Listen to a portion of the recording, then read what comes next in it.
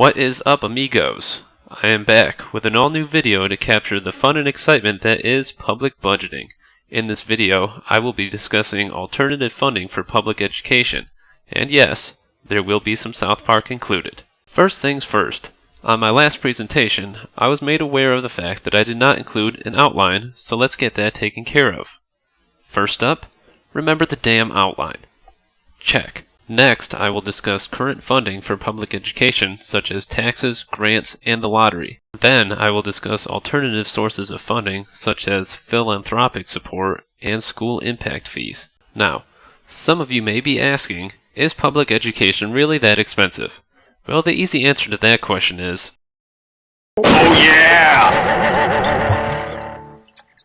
Funding for public education accounts for much of the local spending.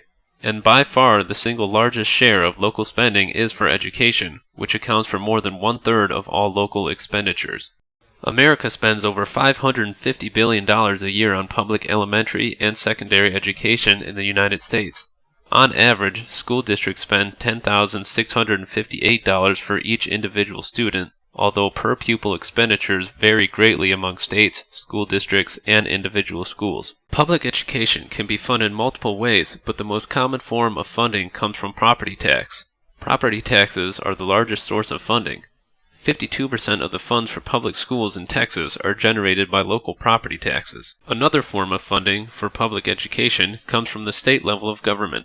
Government on the state level raises most of its revenue on another form of tax. The typical state raises significant revenue from income taxes, with most of the revenue being raised by individual income taxes.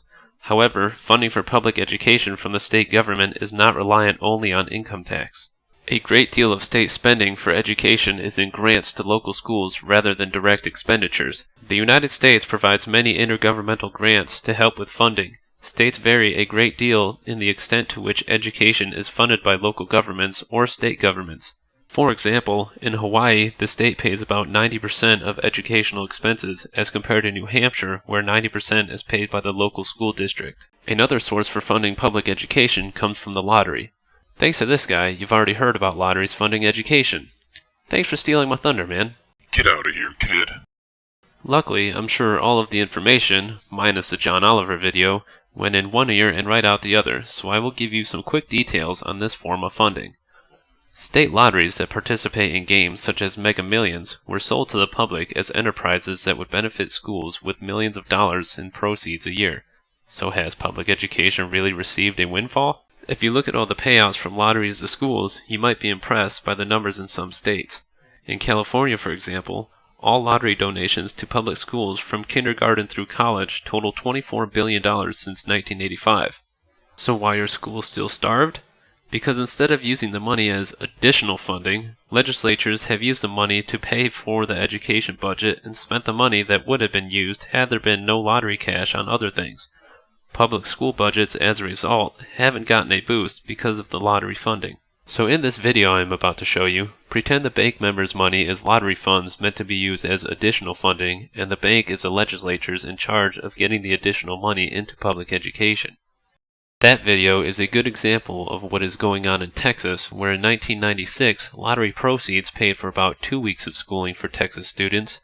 By 2010, the money covered barely 3 days. Hey kid, do you have any suggestions for alternative funding for your schools? Oh, I know. How about we do a bake sale? Okay, now let's try to get an answer from someone who's not a complete retard. Well, how about this? A potential source of funding can be provided by philanthropic support. Philanthropy has been, and will continue to be, a potential source of funding for a variety of education programs and initiatives. One type of schooling that attracts new funding, such as philanthropic, is community schools. Community schools are a set of partnerships between schools and community-based organizations to provide comprehensive academic, health, and social services to students and their families. These schools focus on creating the right conditions for students to achieve in school and beyond. Community schools focus on addressing multiple challenges to help their students. When schools and community partners collaborate to address community challenges such as poverty, violence, poor physical health, and family instability, and align their resources to achieve common results, children are more likely to succeed academically, socially, emotionally, and physically. Another source of funding can be found in school impact fees. School impact fees are a form of taxation that the majority of taxpayers across the nation pay when they purchase a new home but never realize what the intended use of this money is. School impact fees are important because they benefit every realm of society. All segments of society are benefited by public education even though they may not directly utilize the school systems. In 2012, Colorado voters overwhelmingly approved Amendment 64, which among other things promised that the first $40 million in excise tax revenue would be dedicated every year for the state school construction fund. But in 2014, only about $10 million was actually raised. Can you guess why, Towley? Oh man, I'm so high right now. I have no idea what's going on. Well, Colorado officials say 9,711 pounds of medical marijuana was transferred tax-free to retail stores. It is estimated that untaxed marijuana would have provided $3 million for the state school construction fund. Well, I'd like to thank all these wonderful people that helped put this video together. Without you guys, it wouldn't have been possible.